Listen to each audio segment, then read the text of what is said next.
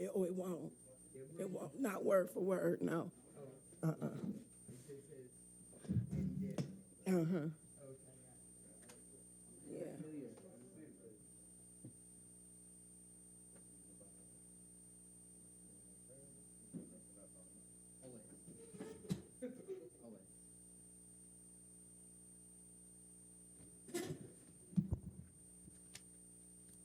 I would like to call the meeting to order.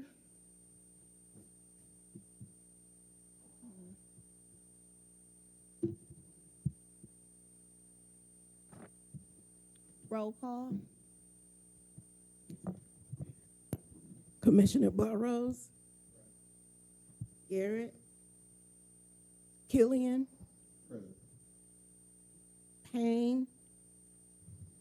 Ramsey. Present. Stewart. Present. Turpin. Williams. Present. Ibarra. Present. Madam Chair, you have a quorum. Thank you.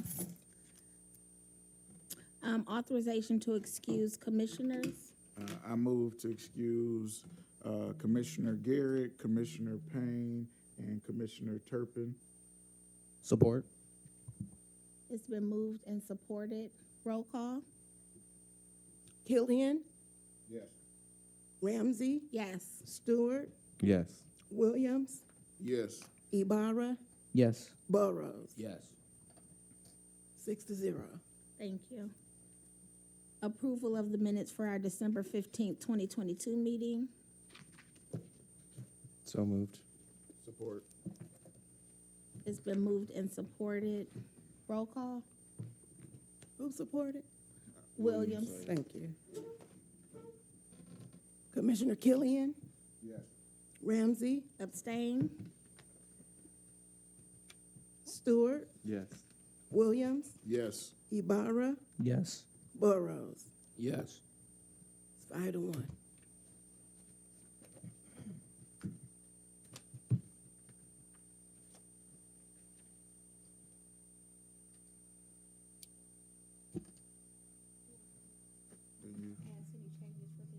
No, first you say amendments to the agenda. Okay, so, That was before the minutes, but that's okay. oh, it was. I missed that. Any changes to the agenda? Yes, I make a motion that we remove item C, which is topics of the charter, and move up item D, which is subcommittee reports, to the new item C, and then include this workbook that the chair passed out as the new item D. So removing item C, moving item D, subcommittee reports to the new C, and then adding the charter revision handbook as the new D. Support or move? No, I moved it, so It was yes. moved, Support. so support. Any discussion? Discussion, yes. Yes. Reason, just want clarification of So I the had, movement, yes. I had been doing some research, and the Michigan Municipal League created a charter revision handbook, and I feel like it covers a lot of things that Commissioner Payne was concerned about, us talking about, understanding, and so I thought maybe if we would start going over this, it would answer a lot of the questions on what we're doing, why we're doing it, and how we're doing it before we actually get into the charter. Thank you. Any other discussion?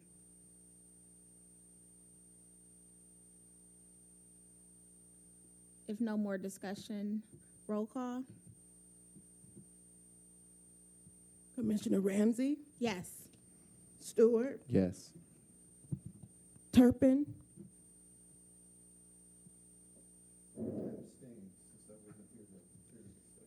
Williams. Yes. Ibarra. Yes. Burrows. Yes. Killian. Yes. 6-1.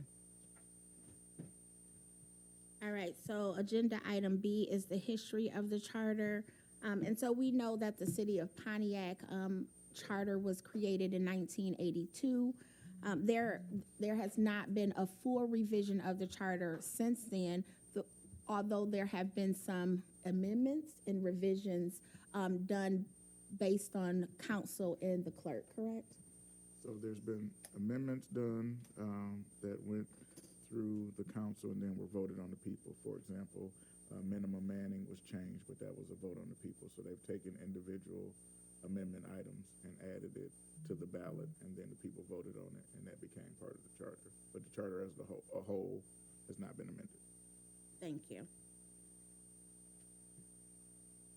And so we are working to revise the entire charter. We understand that you cannot, the entire charter has to be voted on together. So we cannot put things separately or individually. It has to be as a whole. And I think that is why the outreach committee has been working to make sure that we are educating people and talking to people. And we can talk about that in the subcommittee reports. But just for clarification, the charter has been around since '82. There has not been a full revision in all of those years outside of amendments that have happened. All right, thank you. So that was just a discussion item. We can move to the new C, which is subcommittee reports, rules and planning, Nothing to report. outreach.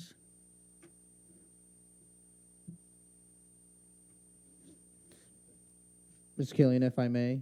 Yes, you can. Thank you, sir. Yeah, Outreach Committee has been working on, originally we came in here trying to do a big project such as having a commercial, but when the communications director, Ms. Paula Bridges, came in, really structured it to where, well, we got to start somewhere. So that was where we came up with the idea of creating a social media page for the Pontiac Charter Commission. So we are up on Facebook under the name Pontiac Charter Commission.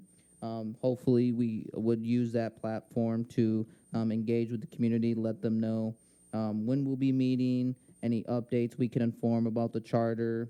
And so we would just like to use that as a long-term tool for our mission to create an impact on this charter in the city of Pontiac.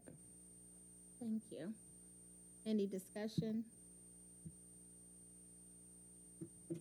I just want to say the Facebook page looks amazing. I have been sharing and asking other people to share. And I would ask all of the commissioners to share it with your network so that we can get people engaged in it that way.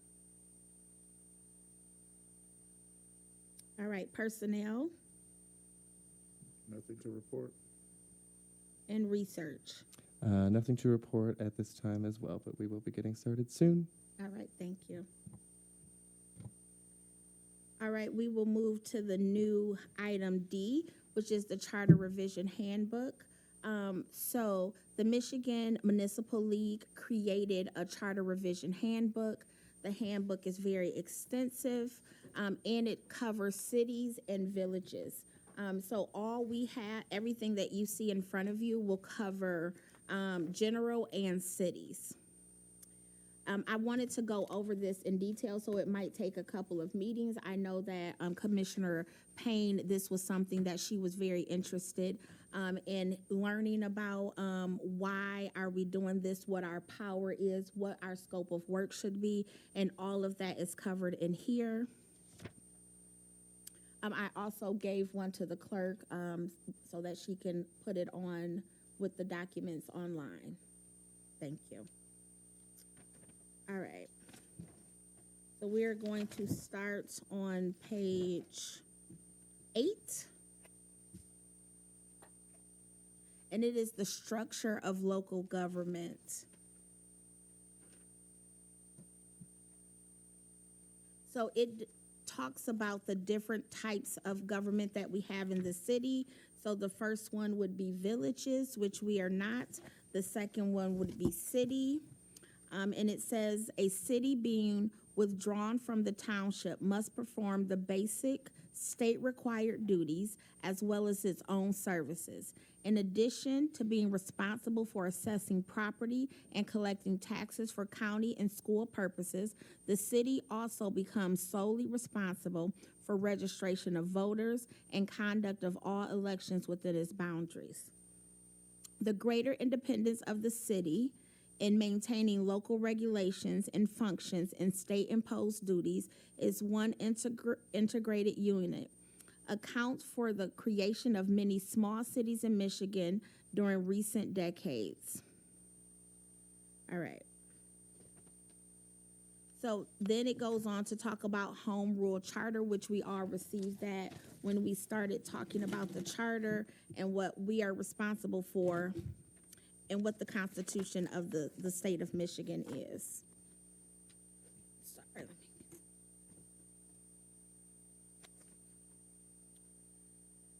The next talks about the different forms of government within the city. I'm looking on page 12. And so the first one is a city manager form of government.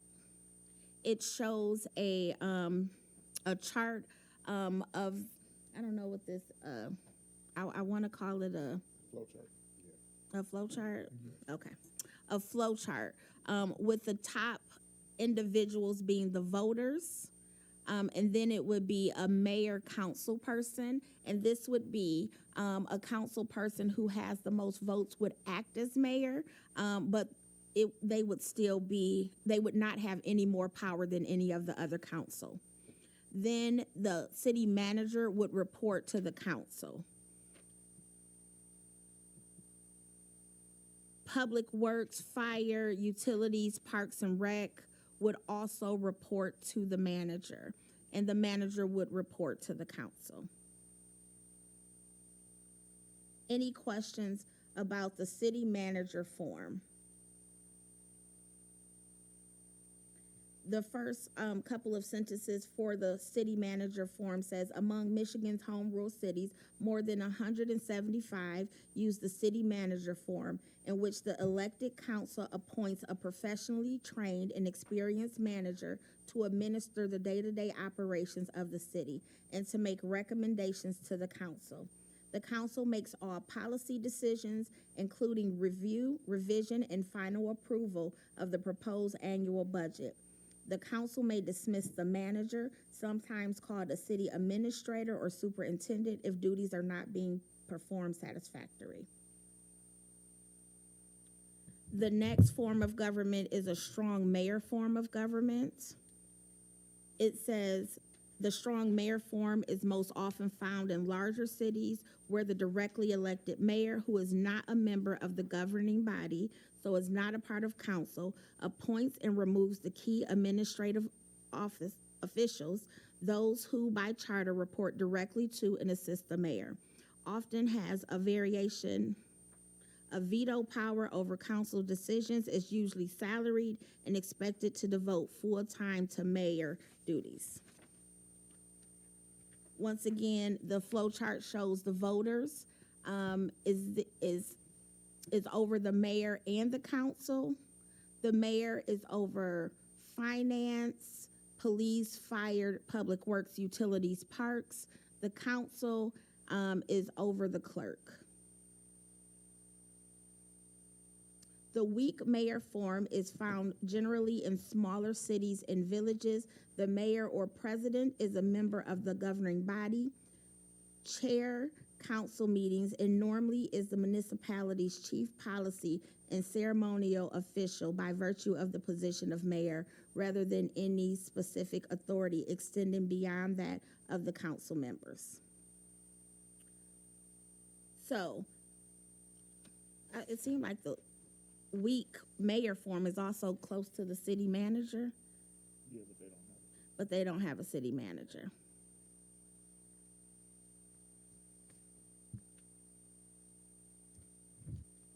Chair Ramsey? Yes. If I may. Yes. Just so clarification, when they talk about having an experienced manager, is that is it just some sort of work background? Is it how long have they been in a certain industry? Just wanted to clarify what that meant by experience. So there, you can get a master's in public administration, and those degrees usually people become city managers. So it is a degree you can get. There is also experience, but they do often look for a degree. Thank you. No problem. And please jump in if you have questions. No, yeah, I think you summed it up. I think the biggest part on that is it can be a nationwide search for a city manager. So they usually have some kind of certification, just like a CPA in the Managers Association, but it can be a national search or international search now. That doesn't have to be a local person. When you elect a mayor, usually the mayor has to reside in the city. Correct. And I would just note that in a strong mayor form of government, where that's normally seen as a city manager type, is a deputy director Yes. or deputy mayor, whatever that looks like. Thank you for that clarification. And a deputy mayor who is not elected can be, quote unquote, a city manager. Yeah. So with this council manager form, and the way I'm looking at it, the manager is actually, the mayor is actually the one that has the most, is that a voted in position amongst them, or is that voted in publicly? So usually it is the council person with the most votes. In some places, sometimes it could be the council can vote for that. Kermit? Yeah, no, Commissioner Woods. you got it directly. I think the major difference, though, in city manager form of government is that the council can remove the manager. And so to explain it, it's the most similar form of government in Pontiac to our school board with the superintendent. So even though the superintendent is not elected by the people, he or she runs that whole unit of government. And so that's a good kind of apples comparison to it. It's a little bit different, but for general thought process, that's the way to think about it, like a superintendent. Okay, so the actual, and in this position too, the actual council still hires and fires The city manager. the city manager. Yes. Yep. Okay. Yeah, I think the most important thing too is just to note the difference of roles for a mayor in that form of government, right? So a mayor to us in Pontiac for a long time has been someone who is running our government that we go to for that. A mayor in a council manager form of government plays more of a ceremonial role in many ways, but still kind of leads the council, kind of like our council president does. So it kind of switches the roles a little bit of what that looks like. But the manager runs the day. But the manager runs the Yes. day-to-day. Yep. And all the operations. Yep. Okay.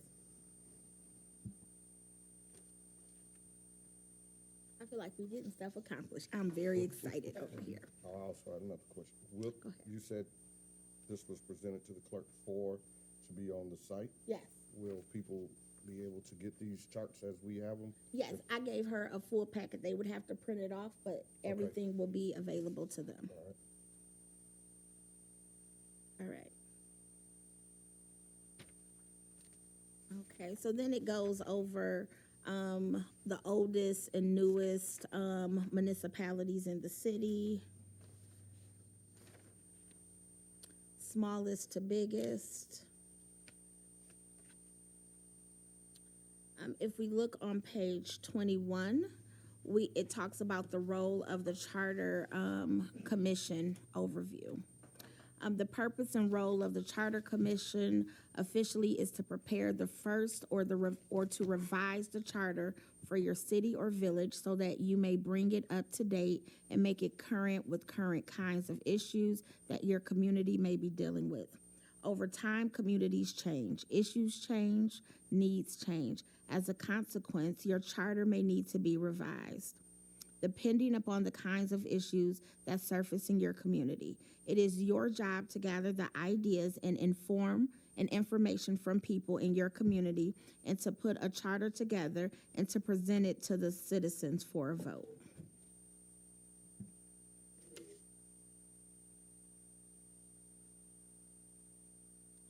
All right. The charter is something like the state constitution.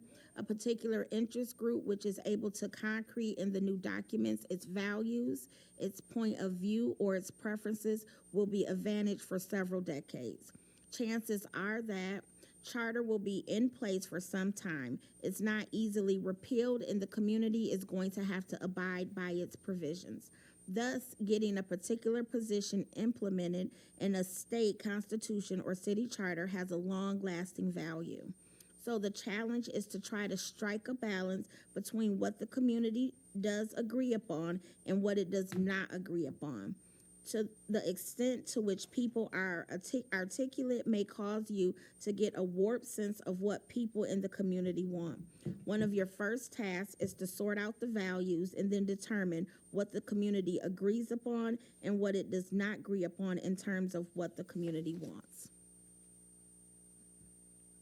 So we all understand why we're here. All right. On page 24, the roles of the Charter Commission members. Would anybody else like to read? I don't have to have the, no. Oh, Scott is clearing his throat. Go ahead. Thank you, sir. Thank you, Commissioner Stewart. You just tell me when you want me to stop in these paragraphs, okay? Roles of the Charter Commission members. There are a few officers or positions that you ought to fill. You ought to identify, of course, your chairperson. That person is going to take a key role in not only making presentations, but providing leadership. It will take a lot of time, so you'll need to think carefully about whom to select for that position. Then you might want to think about establishing subcommittees, which we have done, so I may just skip that.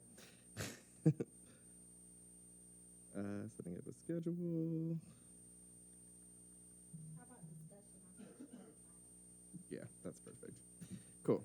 So discussion items that they talk about for this is from your experience in municipal government and charter revision activities that we're experiencing, what has been the trend? Is there increasing activity or an increasing number of charter revisions throughout the state? For this answer, it says, I would suggest that just by the attendance that indeed there is interest.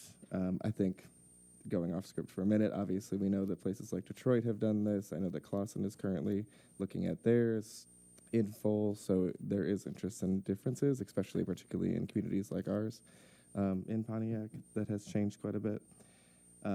As I think about it, it's probably a function of the late 50s and early 60s in many of the places when we had a number of new city formations, and now they are thinking about modernizing, of taking some of the more contemporary approaches to their charters. Another reason is that many of our small communities around the state are finding out that they are attractive places where people are moving in, and you are getting some feelings of conflict in community values. Somebody comes from a particular kind of community, and when they settle in a smaller community, they might bring those old expectations with them. That would particularly be the case with northern communities where we have retirees. Yeah.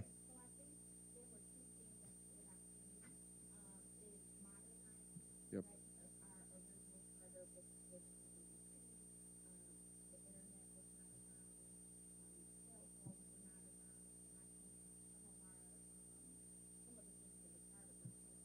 Yes. But also values of the community. I think, as most communities are changing, even the values of the people, Yes. I think making sure that goes into the charter is most important. And it is not just our values, but it is the values of the residents of the Yeah. city. So understanding exactly what they're looking for, what they want to live with for the next 30 years or 40 years, what their children and grandchildren will be growing up with is very important for us. Yeah, I think, one thing when you look at cities across the state particularly, and kind of why I mentioned it as well, is cities like us, Detroit, Grand Rapids in many ways, like places that have been around in kind of the industrial revolution area for many ways, are facing a lot of the similar issues, right? They're saying, okay, like this charter, we have hundreds of years of history. We need to figure out kind of where we go from here. And this is where we keep going through kind of this process where cities like in Auburn Hills, where we know clearly has only been around since like the 1980s itself, kind of has, dealt with a different type of environment when they implemented their charter as well. And so you kind of see that difference when you look at cities that are newer. That's where you see a lot of differences in suburbs too, like just how they operate differently because of the fact that there's not a lot of historical pieces to that.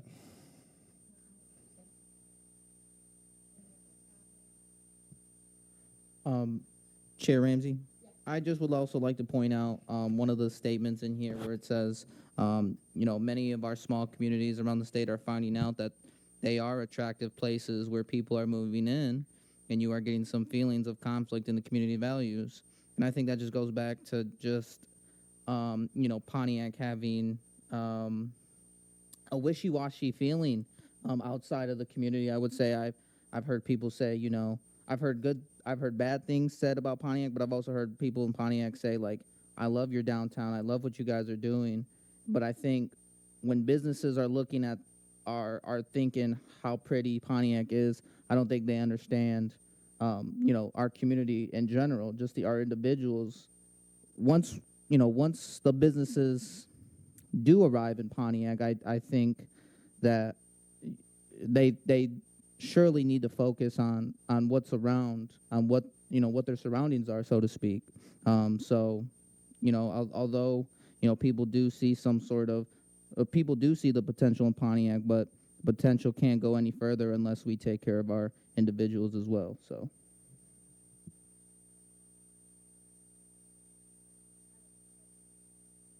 I would like to also mention that we are also considering, I think it's kind of well-rounded in this, our population decrease. And we have to learn too that what things were, antiquated. Okay, yes, antiquated or centralized amongst the population that was 80,000 is no longer. We're down to what, like 50 or 60. So we need to concentrate also on being chartered towards dealing with 60,000 people in the future. Yeah. Just to add to that, I think we need to also reflect the shift in what city services need to be provided by the city and what things need to be outsourced. At one time, there was 1,000 employees in the city actually working in the city, and we had the hospital and some other things that are in our old charter that are no longer are comparable.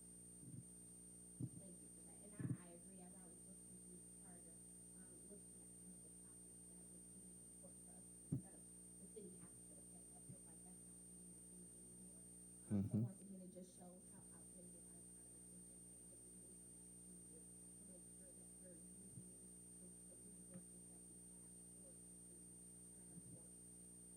Yeah, and I think what departments are important to spell out in the charter and what ones have flexibility for creation and removal as needed too. Like, I think there's some interesting pieces in our charter that relate to that.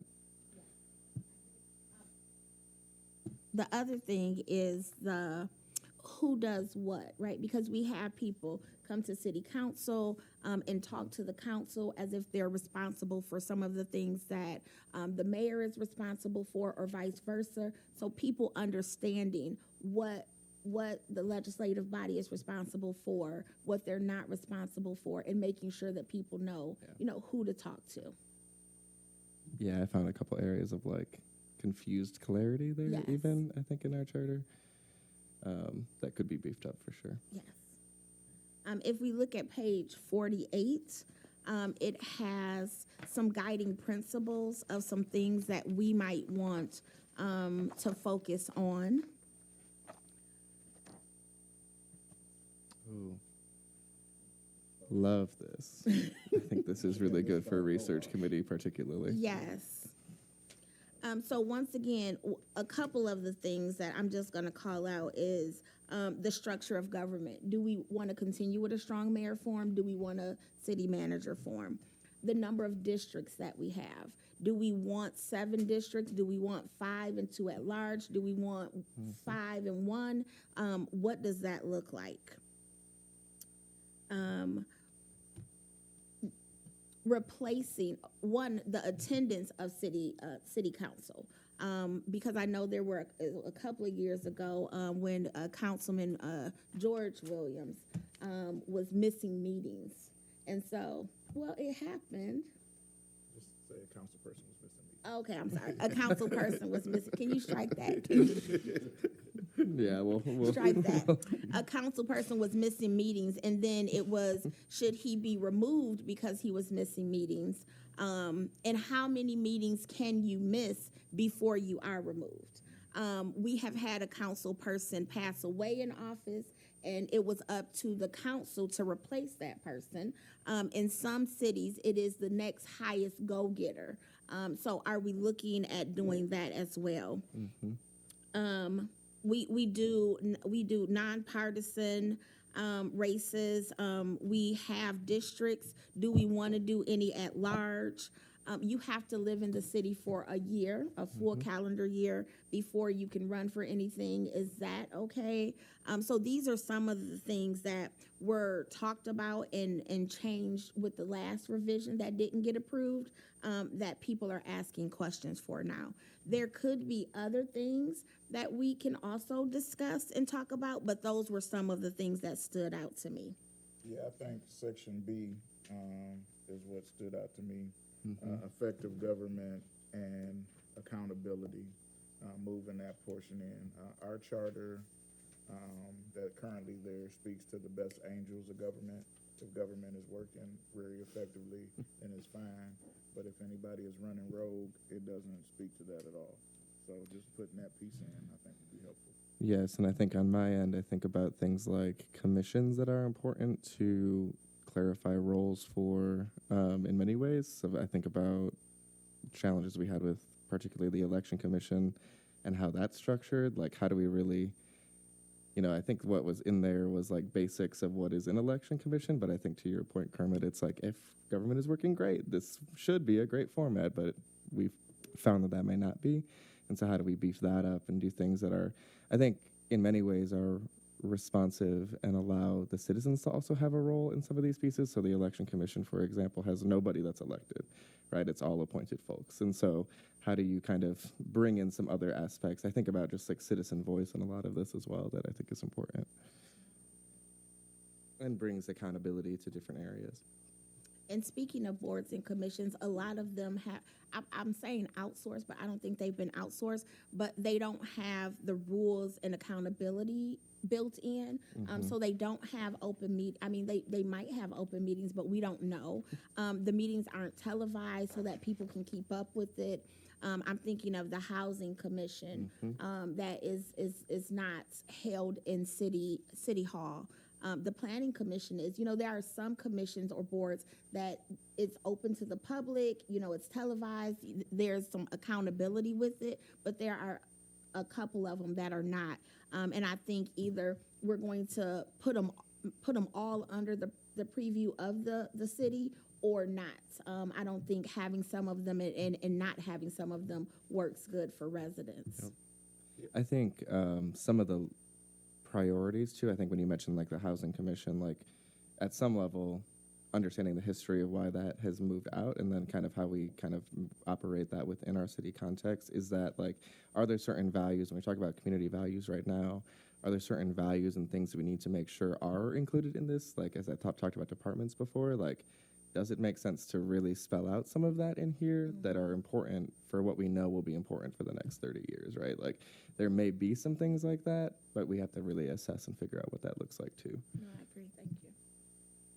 I was just going to point out while you were talking about boards and commissions, previously, because the charter didn't speak to it, it automatically defaults to state law.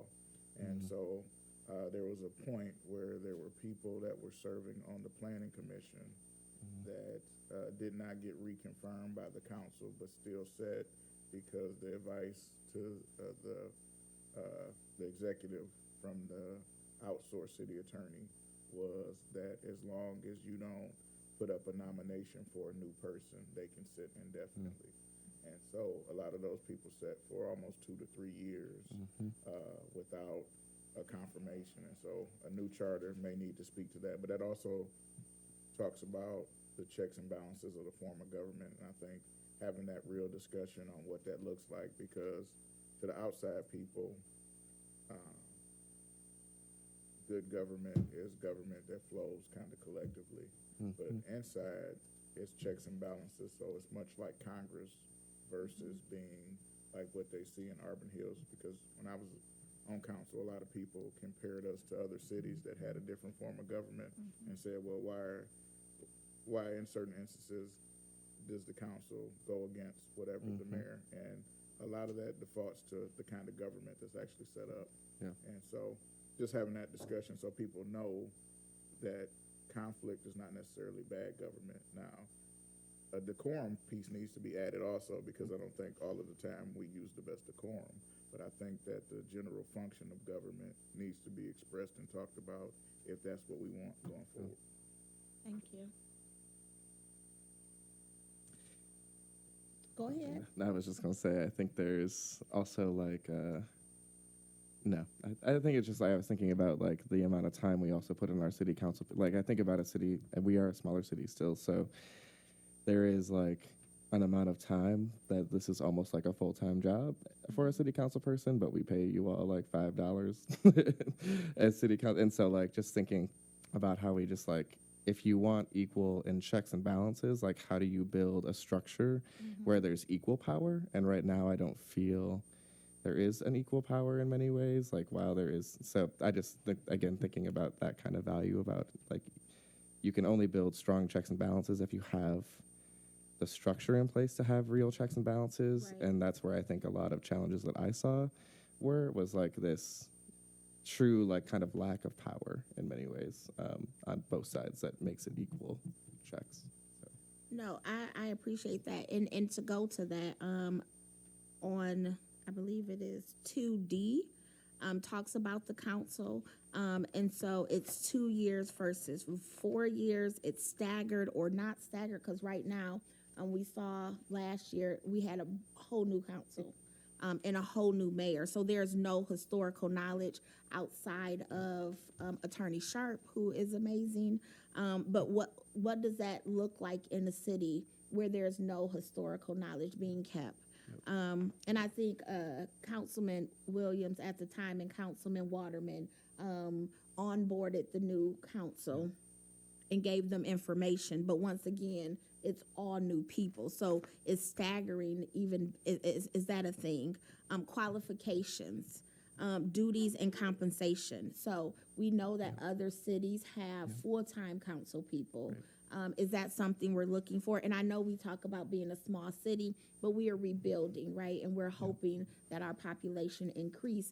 So once again, we're not writing the charter for today. We're writing the charter for 30 years from now. And that may mean not necessarily that we make every council person full-time, but maybe they have a bigger staff that allows them to do a little bit more research into ordinances, right? Like when you think about a city like Detroit, that is, they have a full-time council and they all have their own staffs. And so Yes. they're able to do a lot of different things that we can build our own structure. And I think we have to figure out what that looks like, but just noting that.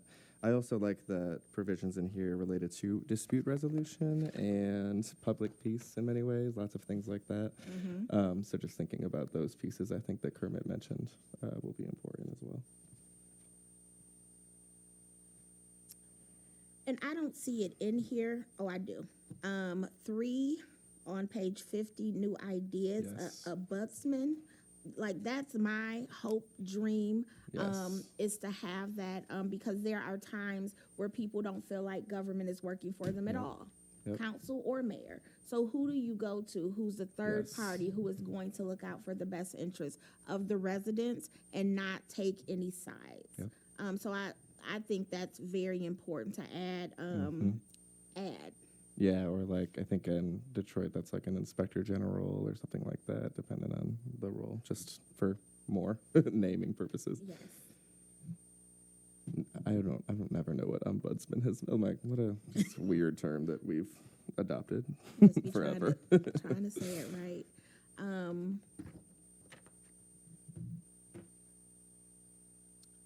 I think that's all from that. Does anybody see anything that stands out to them or something that they feel like needs to be lifted up? Yeah, I think environmental concerns and economic development, one of the key problems that I think a lot of us have, for example, the city of Pontiac doesn't currently have a health inspector. And then the county doesn't do that function because we're a city. So when we read the roles of a city or whatever, certain things they won't do. So like, let's say somebody has mold in their home. The city currently doesn't have anybody to inspect for that that's qualified. And then the county won't do it because the municipality has certain rules and structures that are set up. So just looking at that, you know, who really goes into these grocery stores and looks to see if the eggs are expired or whatever, or is that a function of the city? And so some of those things need to just be safeguarded there because we know a lot more than we knew 50 years ago. Yes. And so some of the stuff that we let with lead paint and other things, we wouldn't let go on now, but we don't necessarily have the infrastructure or anything budgeted to deal with any of that. Right. Yeah, I think environmental and health concerns broadly, I think is exactly like we know that health is a major issue, particularly in the city. And so how do we continue to build that up into our infrastructure, knowing that that's going to be critical for moving us forward too? Definitely like to mention E in the new ideas dispute resolution.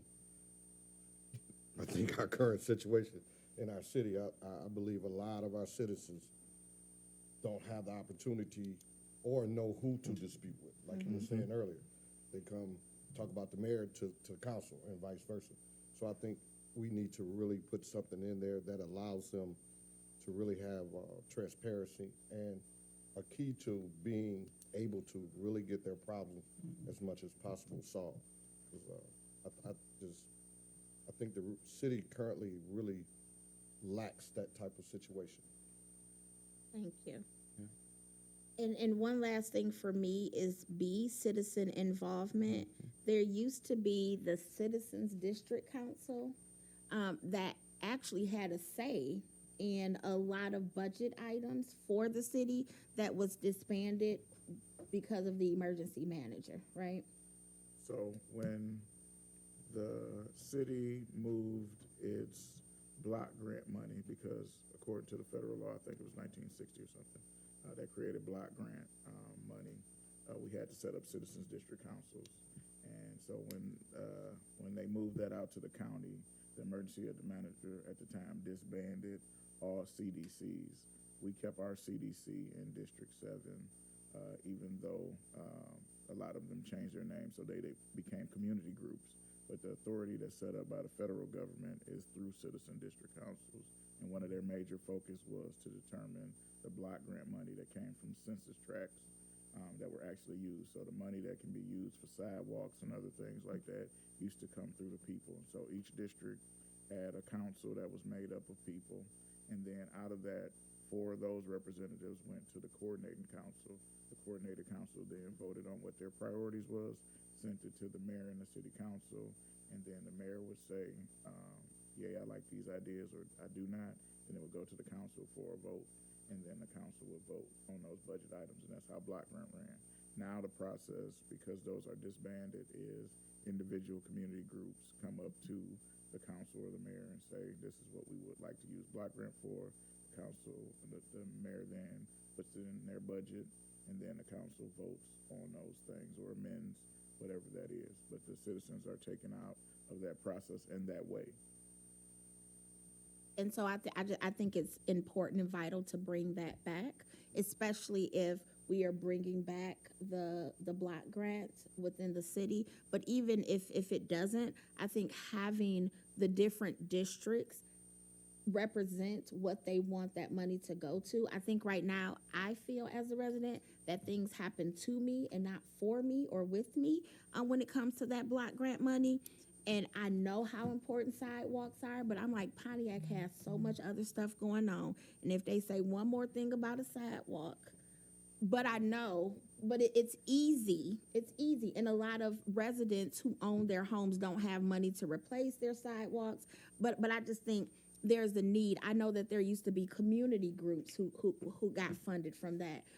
The community was better because that money was reinvested back in there, and not nonprofits that say they're doing things for the city and not necessarily doing things for the city. Yeah. I think that's very important. I'm a member of the CDC for District 1, and we did have an issue far as with the mayor, and I won't say directly with city council, but it was just, as Commissioner Williams was saying, because they were disbanded before, they thought they didn't have any power. So we literally had to have a meeting with the mayor and a few council people to say, hey, we're still here, you know, keep us involved. But so that meeting had to take place before that even happened. So I would love to see that, because it makes a difference when you have people of that community making those type of decisions for themselves instead of someone else. Yeah, one of the things that Southfield has that I think would be perfect here in the city of Pontiac is they have a quality of life commission. And so there's a group of residents that kind of look at these things that are there, and I think Pontiac would be well served if we can have something similar to that, or even looked at as part of it, because the question is, the form of government and what government does is very limited, right? They provide X amount of services for X amount of dollars. The question is, how do you kind of scope out what is actually needed and then be ahead of the curve and doing that research? Because, you know, as it boils down, you know, most government is worried about the trash getting picked up, the snow getting plowed, that kind of thing. And those other issues don't get mentioned or whatever. Like, even in the master plan, we have a youth millage, we have a senior millage, and there's been no kind of conversation about how we combine these resources in order to get something. This is a beautiful building that we have at City Hall, but this is not the best possible use that we could have this building or this prime land for. We can make more money having an Applebee's right here, but but we haven't studied it or looked at it as a whole to figure out how to actually leverage the resources in the city to get the best possible use. And so a lot of times the mayor and the council don't have the time in order to do that because they have to provide the best service. Who's actually helping them come up with these ideas and do these things that need to be done? No, thank you for that. You know, I also think about Troy. If you go to their community center, it is for seniors, it is for youth, but it is huge. It is beautiful. And are we using our resources appropriately? I think that is a very good question. So if you look on page 60, for research, the research committee, there are resources to assist with charters and charter commissions. So that would be great if we could reach out to some of those individuals. You got it. Thank you. All right. And then I am on page 70 at this point. 71, publicizing the work of the Charter Commission. Once again, we do have an outreach committee. And so I think, I was like, the outreach committee is the media, is the publication, is the liaison, and the citizens input committee. We should have had this in the beginning. Maybe we wouldn't have put all of that under you. But I think it's really, really important for us to make sure that we are communicating. So having that Facebook page is really good. I saw that Ms. Bridges had a flyer for the commission meeting. But, you know, we also have a group of citizens who are not on social media, do not use computers, aren't phone savvy. So how are we reaching out to them? So making sure that we're going to the district meetings is important, and any other small group meetings that are held outside of those groups as well. But it does have some suggestions for you to be able to use. And I personally, I think it's important to see what people currently know about the charter, because if they don't know anything and we suggest changes and those changes seem crazy, but it's just one step up from what we've already been doing, people will vote no. And we know that people voted no on the last charter because they didn't know what was in it and they didn't feel comfortable with approving it because they didn't know. And with the lack of knowledge, people just vote no, right? Because I don't know what it says, so I'm just going to vote no to make it safe. So I think that is one of the first reason why I got on the charter, to make sure we do education and outreach, because we could create a great charter and people still say no. But as long as we know that we did the education and people are voting because they just don't feel comfortable with it, not because they don't know what's in it and just are saying no. Yep. And by all means, that is under the outreach committee, but we all know it's all of our responsibility. Yes. So Yes, it is. exactly. Yeah, just Jose over here. Say, don't give me that. All right. I am moving along. On page 78, it just talks about a two-way information plan. So once again, we have some amazing residents in the audience that are community activists and community leaders. So reaching out to them to ask what is the best way to reach your group. I also think this spring, summer, working with community groups that are canvassing and door knocking. I look at Kermit over here with Oakland Forward. Any events? Yeah. Yes, to start getting information out. So maybe having a one-pager, maybe having a small flyer when events happen in the city, like we have somebody there. We can take turns tabling just to do information sessions at these events. I don't want to say people aren't coming here so they don't care. People have jobs. People have transportation issues.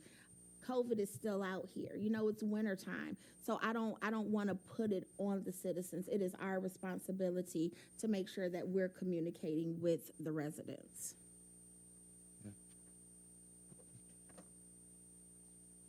There's also on page 82 the Attorney General's role in the charter review and approval. So once again, even after we've compiled this amazing, beautiful document, it still has to be approved by the Attorney General and the governor. It has to make sure we're not violating any state laws, because state laws preempt our laws.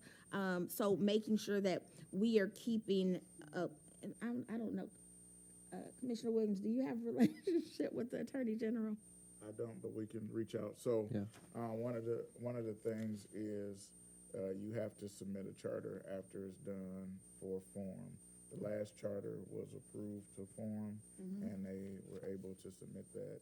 But I think that we need to make sure that we have the community input before it's actually submitted, because they're just approving if it's legal or not, and it complies with state law versus making sure that it's actually good. So approval doesn't necessarily mean that the content is good. It just means it's to form, Right. And it complies with the state of Michigan. Yeah. But I think one of the key things we need to let residents know that we found out the hard way is that cities are creatures of the state. Yes. And so no matter Okay. what we create, the state is the parent.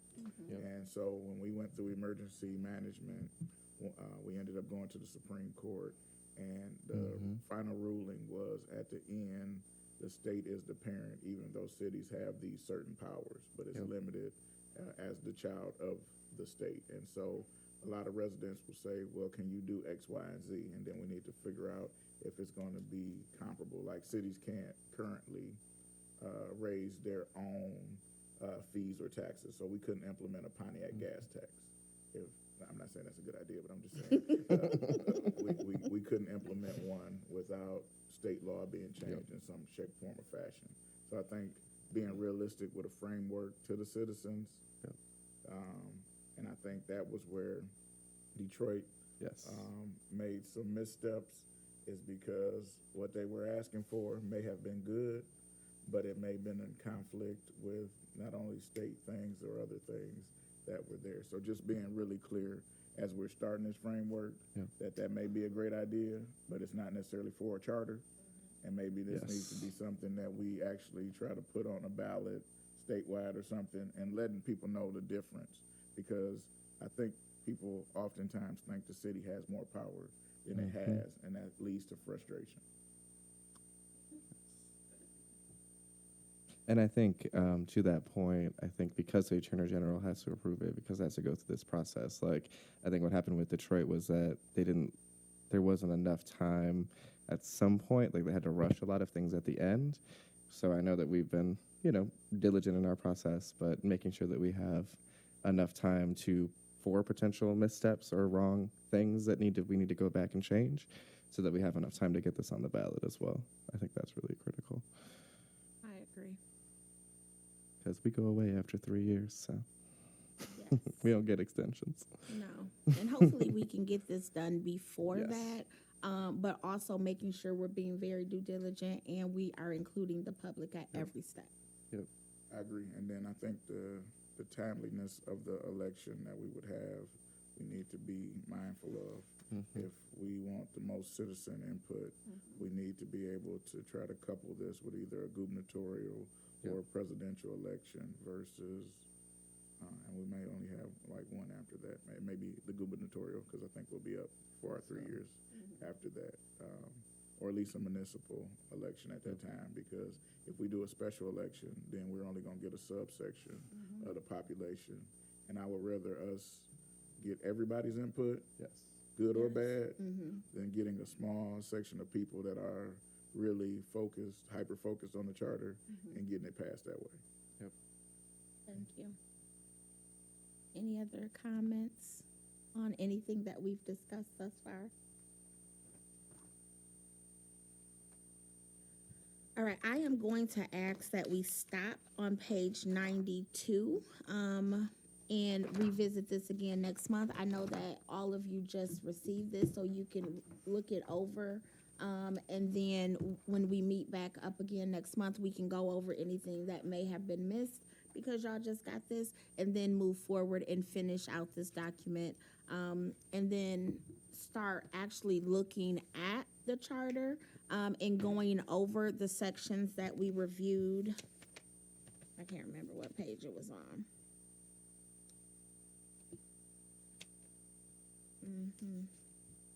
Nope, I can't find it. On one of these pages to talk about the different topics. So the forms of government, the power of the council, the power of the mayor, and those type of things. And I think for me, where I see research committee being helpful is identifying, I was looking at the finance section earlier, and by all means, I'm not a financial expert. So I was like, I think this is a good time for me to go to some other charters and see what they have. And so I think that's what I see as the role of the research committee, is identifying what topics we want to address in that time frame, kind of having some identification of other charters and best practices, finding speakers that can come and speak to us as well. So as I look at, I think this was really helpful today to kind of see from all of you what I think we can do as a research committee as well. Thank you. The other thing is, I think it's really important, and I saw this happen in Detroit, when we talk about the different departments, to have those departments within the city come and tell us what in the charter makes their job harder now, what makes it easier, what is outdated, but to have those suggestions and voices from the different departments. I would hate for somebody to make rules governing my job without asking me about my job. So I think that's really important. And we can maybe at the next meeting also look at the different parts of it, divide it up, and then reach out to those departments and the mayor to make sure that individuals from those departments can be here. If it would be useful, I know we, the Rules and Planning Committee too, if we wanted to kind of meet as that committee and see about starting to plan a schedule, maybe, that would be really great. That would be great. So we can do that. Thank you. All right, so with that, we will move to item E, approval of the Charter Revision 2023 monthly meeting schedule, which is on the last page of our packet. So once again, it will be the fourth Thursday. We just need to check any conflict for holidays. Well, I see October 26th. My birthday is the 25th. That so is that not a holiday. holiday. But It other than that, I always don't have have to be any. Holidays for somebody. Kermit. Okay, got it. Madam Chair, Yes. your May meeting will not be able to be in the council chambers. They will be going over the budget the whole month of May, so you can still have your meeting, but we will have to find another place for you to I have got to your put meeting. this out. Sounds like a great one for us to be out in the community for, huh? Yeah, Oh. so can we switch that May 25th meeting to an alternate site? As long as it has probably. Yeah, so I'm thinking As long as like it's maybe recorded, like yeah. the Ruth Peterson or the Bone Center, maybe. Great. I don't know. I'm just throwing Yeah. it out there. I love that. But I'm also thinking, as an involved citizen, I want to be at the budget hearing. What they doing That's with true. our money? That is so true. then we're dividing people, That's and true. we don't want to do that. She said they would be doing this the whole month. I know. Is there? Are they meeting every day? I should have brought the resolution they passed. I know it's Tuesday, Wednesday, and Thursday, I believe. Okay, can I make a friendly amendment? Yes. That we approve all the Thursday dates except for the May meeting until we get further information and revisit it at next month's meeting. So Ms. Sheila can have all the information to us and we can kind of make a decision if we're gonna take that off or do something different. So I have a motion on the floor to approve the dates as seen, except for the May. Second. Support? Oh, Kermit moved, Scott supported.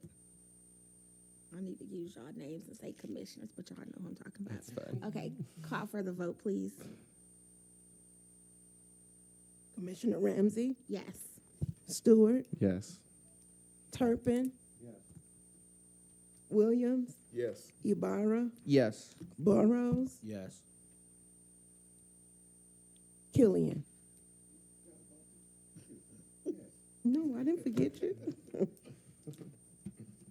7-0. All right. We are moving on to public comment. Do we have any comments from the public? Well, no one signed up.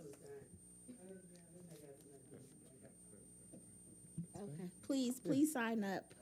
Yeah. Perfect. Yes, please.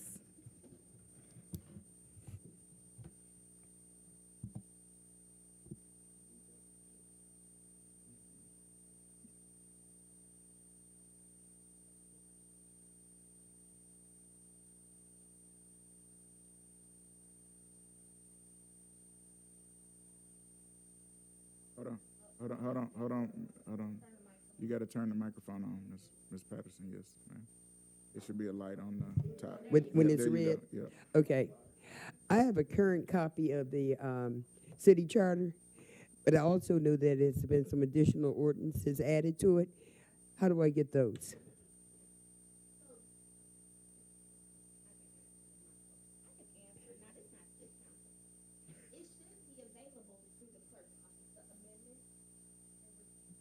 The amendments and revisions of the charter should be available from the clerk's office? Yes. Okay. And then what? No, Oh, go ahead. The document that you're reading from, that's from the Michigan League of Cities, how do you get a copy of that? So this will also be on the website. The clerk, I gave it to her today. She will upload it on the website. We'll get it to IT and they'll put it on It the will website. get to IT. But I can get you a copy if you want to come pick it up. Okay. It's a lot I of think it would pages. be helpful if you're, since you're going to break it down in sessions, that you let us know in the agenda what sessions you're going to be, pages you're going to be covering, so we can pre-read those before we come. We will work on that. And I think Commissioner Stewart said something about that. Yes, thank you. And one other thing, I did read your minutes. Do you have procedures where if individuals miss so many times, are they off and somebody is reappointed, or it just operates when they come? Go ahead. Yes, we set up a procedure for removing people for missing so many consecutive meetings, but it has to be a vote of the body, and then we have to go from there from So employment. you have a procedure for that? It's a procedure in the bylaws, yes, ma'am. Okay, but I didn't see it in your minutes. That's why I'm asking. That's all. Okay.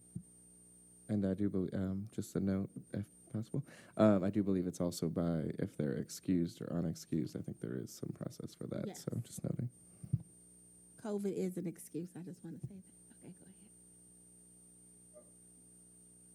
Ms. Clark?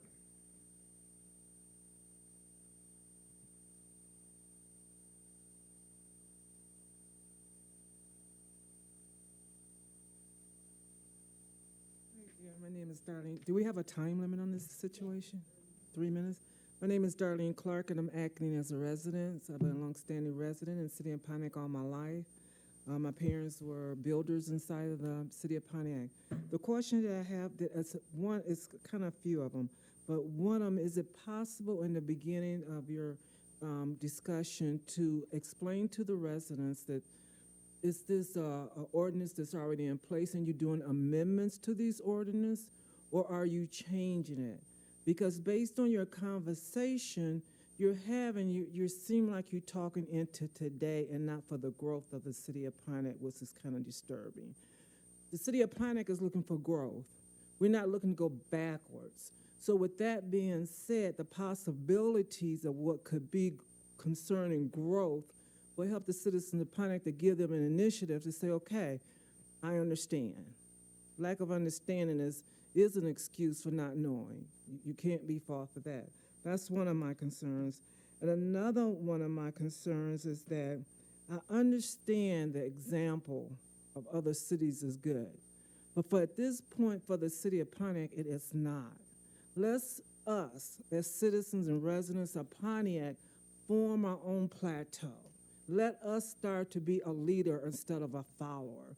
When you mention the 3 major cities, which is a predominantly black community, you're leaving out other residents. We have Hispanics, Chinese, we have Arabs, we have all kinds of nationality in the city of Pontiac.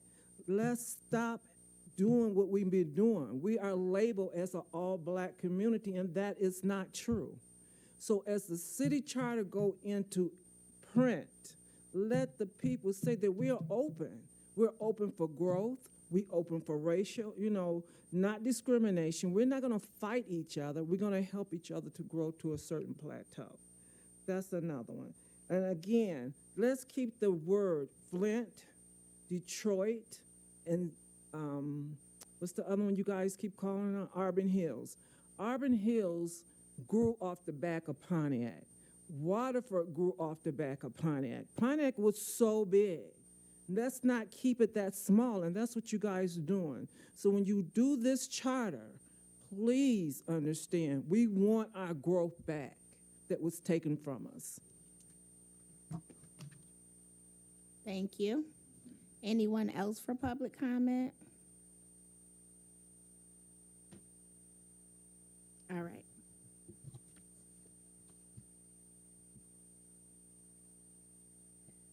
All right, we will now have closing comments. We will start with Commissioner Burrows. Good evening, everyone. I'd just like to say I do appreciate the folks that are here in the audience, and I do appreciate the comments. I'm just looking forward to getting the charter going and getting more input from our community.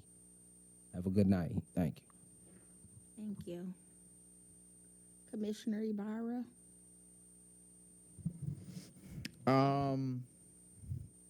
Great meeting today. I really do appreciate Ms. Clark's comments when explaining, there is a fluid of ethnicities and cultures and races in the city of Pontiac, and to really shine on that is going to be a big goal of mine personally. But yeah, no, I really do appreciate that.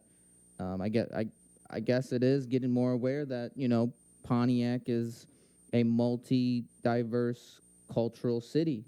And with that, maybe we need to not only implement, community centers, but also multicultural centers where our, people would feel welcome and really just appreciate the cultures that we have in the city of Pontiac and whatnot. So it's going to be an exciting challenge to really find solutions to represent everybody here in the city of Pontiac.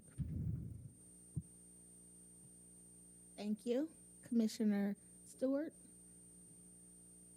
Not much. I feel like I've talked a lot this meeting, but just grateful to see everybody in the audience. I think this is our most heavily attended meeting, so grateful to see people in the audience to come and chat with us and to express your opinions. So thank you. That means a lot, and I'm excited to have more community engagement as well and continue to hear your thoughts and opinions. So thank you. Thank you. Commissioner Turpin? As quiet as I don't, is this thing on? It is. Okay. I've sat here today and I haven't said much of anything, because I'm overwhelmed by the presence of all these people. The last time I sat on the charter commission, nobody came. And, I know that the task seems sort of daunting. We all want to be inclusive of the community that makes up the city. And hopefully we can come up with a document that is well received. The last document we came up with, there had an issue or two that was not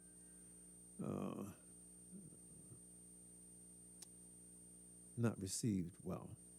And probably some of that has to do with the fact that the participation by the public was not as it needs to be. And, so I'm impressed by your presence today, and I look forward to have more of you sort of like paying attention to what we're trying to do up here. Thank you. Thank you. Commissioner Killian? First and foremost, honors to everyone in the audience and those that are listening or watching. I would like to say, and thank you, Ms. Clark, for revisiting the moment that this charter is for the city of Pontiac. And as you can look at this board, we're diverse as far as age and so-called race. And I truly believe that we're going to look for it today and tomorrow. And it is very important to myself to make sure that we're moving forward, because I think for too long we've sat aside and allowed others to dictate our city's growth and not non-growth. So I want to say that's one important thing that I think we're going to work on as a collective. I'm very reassured about, and I love the people that I'm working with, because we're here not getting paid a dime, and this is a beautiful thing that we just went over, and to continue. I also want to mention that as a community, we have to learn it starts with us. It not only starts with us as a charter commission, it starts with you as the citizen. We need more participation. We need more sound bites.